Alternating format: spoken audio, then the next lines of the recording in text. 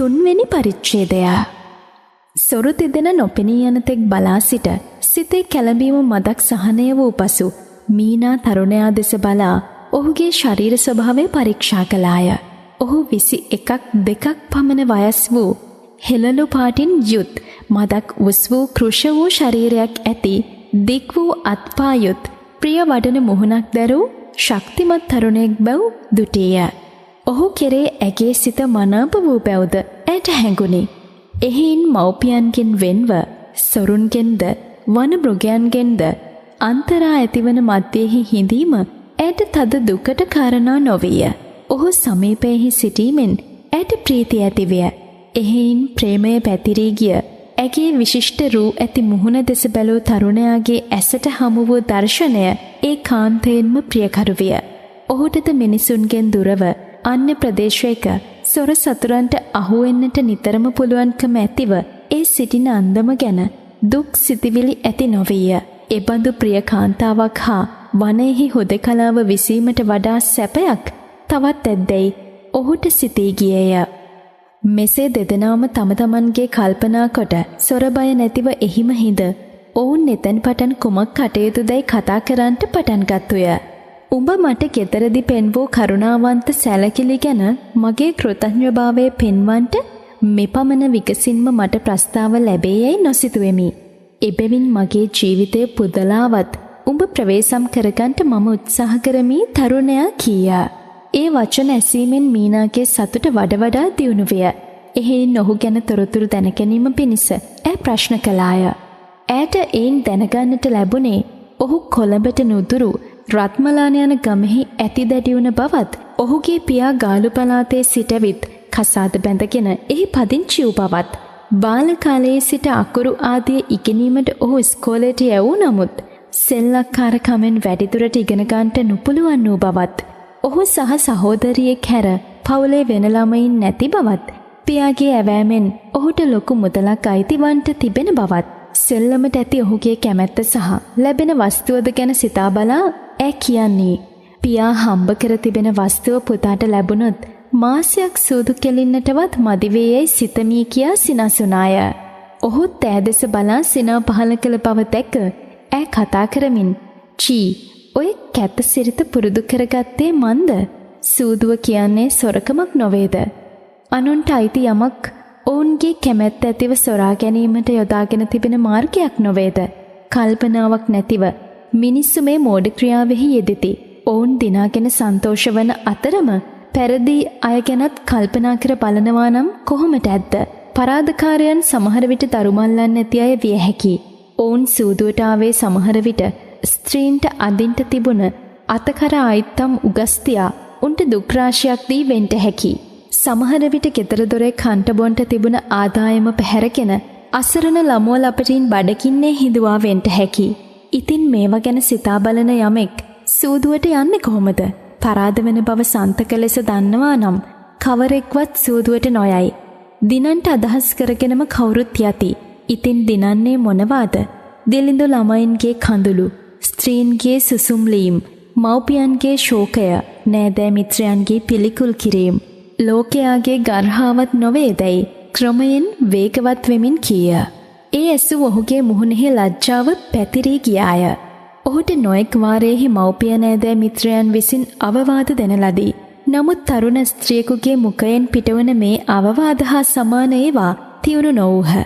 ඇය ඔහුගේ වෙනස් වූ මුහුණෙහි ස්වභාවය දැක මදක් මෘදු ලීලාවෙන් කතා කරමින් දැන් ඔබඳු ක්‍රියාවල යෙදී පුරුදු වුණාම මතු. මෙහිදී ඇගේ දිව පැටලුණක් මෙන් වී ස්වල්ප වේලාවක් නිශ්ශබ්දව සිට මතු පවුල් වුණාම යන කල කොහොමදයි ඇසීය. පවුල් වුණාම සූදු කෙලින්ට යනවාද? තරුණ කාලයේ ඔහොම ටිකක් සෙල්ලම් නොකරන්නේ කවුරුදයි? ඔහු මදක් සිනා සහිතව පිළිතුරු දුන්නේය. ප්‍රස්තාව පැහැර හැරීම යුතු නොවේ. ඒ නිසා පවුල් වුණාම සූදු කෙලින්නේ නැතයි කියා දැන් මා සමග පොරොන්දු වෙන්න ඕනේ. ඒ පොරොන්දුව මතු පැමිණෙන ස්ත්‍රිය දැනගත් විට මට පින්දේවියයි සිනාසෙමින් නෑ කීය. ඔහු දැගේ සිනහවට හවුල් වෙමින් නැවත නැවතත් පොරොන්දු වෙමින් ඇගේ කෝමල වූ හස්තය රැගෙන මුඛය දෙසට එසවූයේය. ඈද ඊට අසතුටක් නොපෙන්වූවාය. දෙදෙනාගේම සිත්වල ප්‍රේමය ගමන් කරන්නට විය. එය ඔවුන්ගේ මලානික ඇස්වලින්ද එකිනෙකා කෙරෙහි හෙලාගත් බැල්මෙන්ද පෙනී ගියේය. තරුණයා ඇගේ අත නොහැරම අල්වා සිටගෙන, "මීනා, උඹ මේ ස්ථානයේහි තනිවම කිසි ආරක්ෂාවක් නැතිව සිටින්නේය. නමුත් මොහොතකට කල්පනාවෙන් උඹ මව්පිය යාළු මිත්‍රාදීන් මැද සිටින්නේහි සිතාපන්. එවිට මම ඔබ වෙතට පැමිණියේ නම් උඹ මට මේ අන්දමට යහළුකම් පෙන්වන්නේහිදැයි ඇසිය." "ඔව්, සත්තකින්ම පෙන්වමි. මෙතෙන් පටන් මාගේ හිතමිත්‍රයෙක් ලෙස ගණන් ගන්නෙමයි" ඒ කීවාය. "උඹේ ඔය වචන ස්වල්පයෙන් මගේ සිත කොපමණ ආලෝක වේද? මීනා, ප්‍රිය මැනික, උඹේ හිතමිත්‍රයෙක් නොව ඊටත් වැඩිතරම් කෙනෙක් වෙන්න මට ඉඩ නොදෙන්නේහිද? උඹේ සම්පූර්ණ ආදරය මට හිමි නොකරන්නේහිද? උඹ දුටුතැන් සිට මගේ සිත මට වසඟ කරන්නට බැරි විය. එබැවින් උඹේ රූපයට වහල්ව සිටින මට, උඹේ ආලය බැගෑපත්ව ඉල්ලන දුප්පත් දිලින්දාවන මට උඹය නොදෙන්නේහිද?" මීනා එක වචනයකින් මට පිළිතුරු දියන්නේයි කාම වේගයෙන් ස්තබ්ද වූ තරුණයා කීයේය. ඇගේ ඇස් කඳුලෙන් පිරී ගියාය. ඇයට කිසිත් නොපෙනීය. ඊට නිසියමක් ගොතා කියන්නටද නොහැකි විය. සිය ප්‍රීති සංවේගයෙන් ආකුල ව්‍යාකූල විය. ඇගේ නිශ්ශබ්දභාවයේ දුටු තරුණයා කතා කරමින්, "මීනා, උඹ මට සමාවිය යුතුයි. මෙසේ තනි වූ ස්ථානයක අසරණව සිටින උඹෙන් මෙබඳු ඇසීමක් මට නොවටින බව දනිමි. නමුත් උඹ කෙරේ ඇති ආලයෙන් මගේ සිත නැවැත්විය නොහැකි ලෙස දඟලයි. එහින් මා එක විටම ප්‍රීතිමත් කරවීමට උඹට නොහැකි නම් පසුව පිළිතුරු දෙන බව කියා මා සනසා ගනින්නේයි." ඉතා මියුරු හඬින් ඇගේ කනට කොඳුරා කීයේය. ඇගේ කැළඹීම මදක් සහනය වූ පසු තරුණයාගේ ඒ බස් සත්‍ය අදහසින් කී බැව් ඔහුගේ මුහුණෙහි ආකාරයෙන් දැන සිත් තුළ ප්‍රීති උපදවමින් ඒ බැව් හෙළිදරව් නොකොට අපේ ආලය සොයන අය එය ලැබීමට සුදුස්සන් බව පෙන්විය යුතුයයි කීවාය. ඒ බස් අසා තමාගේ බලාපොරොත්තුව ස්ථිර වේගෙන යන බැව් දුටු තරුණයා සතුටින් පුලපුලා ඔහු ඒතාක් වනතුරු සුදුස්සෙක් නුවුවත් එතැන් සිට සුදුස්සෙක් වෙන්ට උත්සාහ දරන බවත් ඔහු කිසි ස්ත්‍රියක් කෙරේ නොඇලී අවිවාහකව සිටිනා හේයින් ඇගේ ආලේ ඉල්ලන්ට කිසි බයක් නැති බවත් කියා සිටියේය. මෙසේ ඔහු දෙදෙනා කතාබස් කරන අතර සොරු දෙදෙන ගඟ දිගේ මදක් දුර ගොස් පටු වූ තැනකින් පීනාගෙන එතරට සැඟවී ගිය උන් සොයන්ට පටන් ගත්තු. එක් එක් කෙනා වෙන් වෙන්ව ඉතා පරීක්ෂාවෙන් ගන්තීරයෙහි පාසටහන් බැලීය. පීනුවාය කියා විශ්වාස කළ හැකි තැන් පටන් බලා දෙපාර්ශ්වයෙහිම කිසි සටහනක් නොදැක පුදුමයට පත්ව තුන් දෙනාම එක්ව ගසක් යට වාඩිගෙන සාකච්ඡා කළෝය. ඒ ගස උන් සැඟවී සිටි ගසට බඹ 7-8ක් දුරින් තිබුණ එකකි. "අපි දැන් දෙගොඩම හොඳින් පරීක්ෂා කර බැලුවෙමු. උන්නේ ගල් තලාවට එනතුරු ඇවිත් තිබෙන බව පෙනේ. එතෙන් පටන් කුමක් වුණාද නොදනිමු. පීනුවායයි කියා සිතමු. එතකොට උන්ගේ පාසටහන් මෙගොඩ නැත්තේ මන්දයි" එකෙකු කීය. මේ ශබ්ද ඇසූ තරුණයාද මීනාද ඔවුන්ගේ කතාව ඉතා සෙමෙන් කනට කර කළ එක කොපමණ හේතුවක්දැයි සිතුවෝය. ඒ සොරු තුන් දෙනා ඔවුන් සිටි තැන සිට හොඳාකාර බලන්ට හැකිවිය. උන් නිසා බයද හේයින් අධික විය. හුස්ම ලන පමණටත් ශබ්ද නොනගා උන් දෙස ඇස් හෙලාගෙන උන් කියන කරන සියල්ල අසාගෙන ඔහු දෙදෙනා බයින් වෙලෙමින් සිටියාහ. උන් දෙදෙනා පීනන්ට උත්සාහ කොට බැරිව මැරෙන්ට ඇතැයි තවත් එකෙකු කීය. දෙදෙනාගේම බස් ඇසූ තුන්වෙනියා කතා කොට සමහර විට උන් පීනන්ට උත්සාහ කොට එගොඩවන්ට බැරිව දියපාරේ සැරකම් නිසා පහළට ගසාගෙන යන්ට ඇති. ඒ නිසා අපි මෙහි නොහිඳ ගඟ දිගේ තවදුරට යමු යයි කියා තුන් දෙනාම නැගිට ගියාහුය. ඔවුන් ඉපිට ගස්වලට මුවාව නොපෙනී ගිය විට තරුණයා මෙසේ කීය. "අප දැන් මේ ස්ථානයේහි සිටියහොත් සමහර විට උන්ට පෙනෙන්නටත් පිළිවෙනි. මේ අත්ත අනිත් අතවලට වඩා නැමී තිබේ. උන් මේ ගල් තලාවට එන්ට සිතුවොත් මේ අත්ත දිගේ ආයුතුයි. එවිට අප උන්ට අසු වෙයි. ඒ නිසා අපේ ගැලවීම තිබෙන්නේ මේන් බැස කඩිනම් කර හරහට දිවීමෙනි." මීනා ඒ ගසින් බැස යාම ගැන එකඟ වූ නමුත් තරුණයා දිවීමට සතුටු නොවුවාය. හරහට ඔවුන් යන්නේ කොතැනහිද කියා නොදන්නා හේයින් ගඟේ නැම්මක් තිබුණහොත් ඔවුන් සොරුන්ට මුණ ගැසෙන්නට හැකි වෙයි. එබැවින් නාසුවෙන්ට නම් ගිය යුතුව තිබෙන්නේ ගඟේ ඉහත්තාවට යයි ඈ පැහැදිලි කර කීවාය. ඒ සැබෑ බව දුටු ඔහු ඇගේ කල්පනාව ගැන සතුටු විය. එහෙයින් දෙදෙනාම ගසින් බැස ගඟ ඔස්සේ ගමන් ගත්තෝය. වනය ඒ දිශාවෙන් වඩා ඝනව තිබුණි. එය මනුෂ්‍යයන් විසින් අතුල් නොවන පෞරාණික වනයක් මෙන් පෙනුනි. එහි පෘෂ්ටිමත්ව වැඩුණා වූ වෘක්ෂයෝ ප්‍රෞಢ ආකාරයෙන් සතර දිශාවට අතුපතර විහිදා අහස් දෙසට හිස ඔසවා භූමියේ රසගුණය ප්‍රකාශ කරන්නා වුන් මෙන් පෙනුනෝය. ඒ ප්‍රෞಢභාවය දියුණු කරන්නට පැළඳුවා වූ ආභරණ රාශියක් ලෙසින් අනෙක කුසුම් පළු පල්ලවයෙන් සැදී නොයෙක් වර්ගවල ලතා සමූහය එහි එතී තිබුණි. එහි සිටියා වූ පක්ෂි කැලද ඔවුහු කවර සත්ව වර්ගයෙක්ද කවර වනයක සිට එහි එන්නහුදැයි අසන්න වුන් මෙන් ඔවුන් ඉදිරියෙහි පියාසර කරමින් ഘോഷා පැවැතූහ. ඇතැම් විට තිත්මුවෙක් පුදුමයෙන් මෙන් මොහොතක් කල් ඔවුන් දෙස බලා සිට විදුලියක් ලෙසින් දුවන්නට වනි. ඇතැම් විට සභාවක සිට හැලිවඳුරෙක් ඔවුන් දැක ඌ එතෙක්කල් ආණ්ඩු කළ ප්‍රදේශයේ උදුරාගන්ට අයදෝ හෝයි සැක කළක් මෙන් උගේ තියුණු දත් කැටිය පෙන්වා විරුඩකම් පෑවේය. ඔහු දෙදෙනා බොහෝ වේලාවක් ගමන් කොට වෙහෙසට පැමිණ ක්ලාන්ත ස්වභාවයෙන් ගසක් මුල සෙවනේ වැදහොත්තාහ. කොපමණ වේලා ඔහු එහි ඒ ස්වභාවයෙන් සිටියාහුදැයි ඔවුන්ට නොදැනුනේය. තරුණයාගේ ඇස හැරී බැලූ විට ඔහු මහා වනයක් මැද සිටිනවා සම්භවිය. ඒ ස්වප්නයක් දෝ හෝයි සැක කළා වූ ඔහුට වටපිට බැලූ කලෙහි සංසන්ව ළඟින් නිදා සිටි කාන්තාව දැක සිදුව සියල්ල සිහිපත් විය. ගස් අතුරෙන් ඉරුරැස් කදම්බයක් ගලා ආය. හිර අවරට පත්වෙන්ට ළඟ බැව් එයින් ඔවුන්ට හැඟී රාත්‍රිය ගත කිරීමට තැනක් සොයා ගැන්ම වමනා බැව් කල්පනා කොට තරුණියගේ ඇඟට අතගසා කතා කළේය. ඈ ඇස්හැර පුදුමයෙන් මෙන් බලා නැවතත් ඇස් පියාගත්තේය. නැවතත් තරුණයා කතා කළ විට අත මුඛය දෙසට නමා සංයාමක් කළේය. ඈ පිපාසයෙන් ක්ලාන්තභාවය ඇතිව සිටින බැව් දුටු තරුණයා ඊතා දුක් වෙමින් වහවහා ගන්තරට ගොස් වතුර පතක් ගෙනවිත් බිඳුවෙන් බිඳුව එගේ කටෙහි වත් කළේය. මෙසේ වතුර පොවමින් වතුරෙන් මුහුණ නාවමින් ස්වල්ප වේලාවක් සිටිය විට ක්‍රමයෙන් නැගේ අත්පාවලට ශක්තිය ලැබ නැගිට වාඩි වී වටපිට බලා රෑ වේගෙන යන බැව් දැක එතනින් යන්ට ඕනෑ නොවේදයි ඇසීය. මගේ ප්‍රිය රත්නෙට ගමන් කරන්න ශක්තිය නැතිකොට කරන්නේ මොකදැයි තරුණයා කීය. ඒ ඇසූ ඈ එතනින් නැගිට නෑ. අපේ අලසකමින් මරුමුවට පත්වීම යුතු නොවේ. අපි ධෛර්යමත් වෙමු නම් රැට නිසි ස්ථානයක් සොයා ගැන්ම අපට හැකිවෙතයි කියා පළමුවෙන් ගඟට බැස නැවතත් වතුර බී ගමන පටන් ගත්තාය. ඇගේ චිත්ත ශක්තිය ගැන ප්‍රීතිමත් වූ තරුණයාද ඈ පස්සෙන් ගියේය. මෙසේ යන කල ගඟේ තිබුණ ඕලුමල් රාශියක් දැක ඇයි මේ අපට කෑමක් තිබෙනවා නොවේදයි කියා ඕලු කඩන්ට පටන්ගෙන වැඩි කල් යන්නට මත්තෙන් රෙදිපටක් පුරවා ගත්තාය.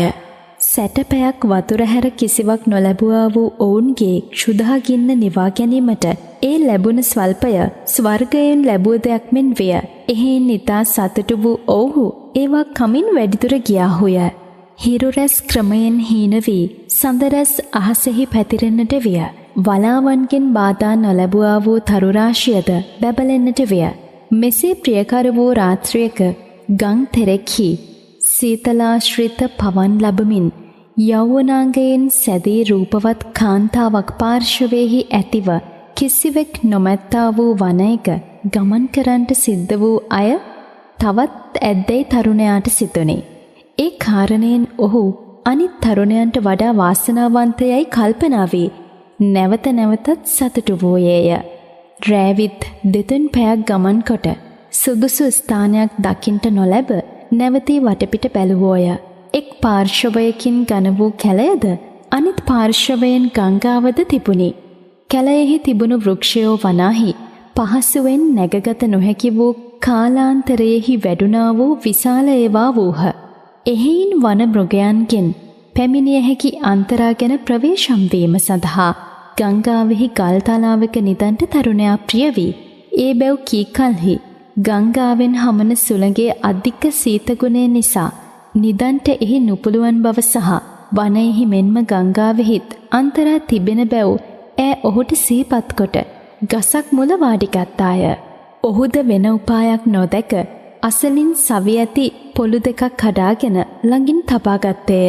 ඒ දුටු මීනා ඒව උල් කරගතහොත් හෙල්ලමින් පාවිච්චි කරන්නට හැකි බැව් කීය.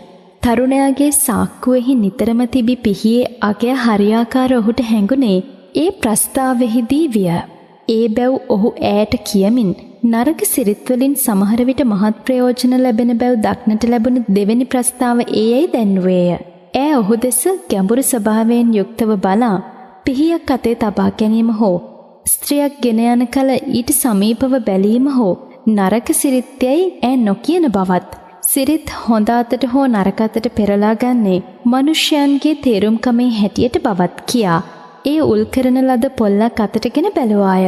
එයින් සතෙකුට තුවාල කිරීම ඉතා පහසුවෙන් පුළුවන් බවත් ශක්තිමත් අයෙකු අත එබඳු ආයුධයක් ඇති කල විරූඪ වෙන මනුෂ්‍යයෙකුට හෝ මෘගයෙකුට ජයගැන්ම දුෂ්කර බවත් සිතා තරුණයාගේ දේහය දෙසට ඇස් හෙළිය. ඔහුද සිනාසෙමින් එහා තර්ක කරන්නට ඔහුට නුපුළුවන් බව කියා වන මෘගයන් ගැන කතාවට පටන් ගත්තේය. අන්තිමේදී ඔවුන්ගෙන් එකෙකු අවදීව සිටියේදී අනිකා නිදන ලෙස තීන්දුව කරගෙන තරුණියට පළමු කොට නිදන්ට සැලැස්විය. ඒ නිදන්ට පෙර ඔහු දෙස අති පෙම්බර ඇල්මක් හෙලා ඇස් පියාගත්තේය. ඒ බැල්ම ඔහුගේ සිතට තදින්ම වැදුනේය. ඔහු ඈ ආරක්ෂා කිරීමට පටන් ගන්නා වූ උත්සාහය ගැන ඇගේ ස්තුතිය කටින් ප්‍රකාශ නොකොට ඒ බැල්මෙන් හැඟවූ බැව් ඔහුට පෙනුනේ.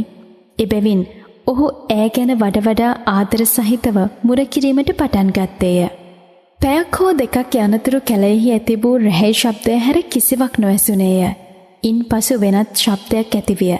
ඒ කිට්ටුවෙන් නික්මෙන බැව්ද ඔහුට දැනුනේ. එහින් ඒ උල අතටගෙන සූදානම්ව සිටියේය. ටික වේලාවක් ඒ ශබ්දය තිබී ක්‍රමයෙන් නැතිවිය. මීනා හදිසියෙන්ම වාගේ පිබිද ඒ නැති වී යන ශබ්දය අසා ක්ෂණයෙන් නැගිට අතටගත් හුලක් ඇතිව ඒ කොටියාගේ හඬයයි තරුණයාට රහස් කොට කීය. ඒ ඇසූ තරුණයා තැතිගෙන අපි කුමක් කරමුදැයි ඇසුයේය. ඈ වටපිට බලා සමීපයෙහි තිබුණු වෘක්ෂවලට නැගගැන්ම නුපුළුවන් බැව් දැක අපි සිටින තැනට නොදෙරෙහි ගංගාවෙහි ගල්පතක් තිබුණා නොවේදැයි අසා එසේ යයි කී කල එසේනම් අපි එහි පැමිණෙන්ට වෑයම් කරමු යයි කියා ඉතා ඉක්මනින් ගඟ දෙසට ගමන් කළාය. වතුරද මදක් අඩු වී ගල්තලාව හොඳාකාර පෙනෙන්නට තිබුණි. එහි යාමටද ගොඩ සිටම වැඩි පළල් වූ ගල්වැටියක් තිබුණි.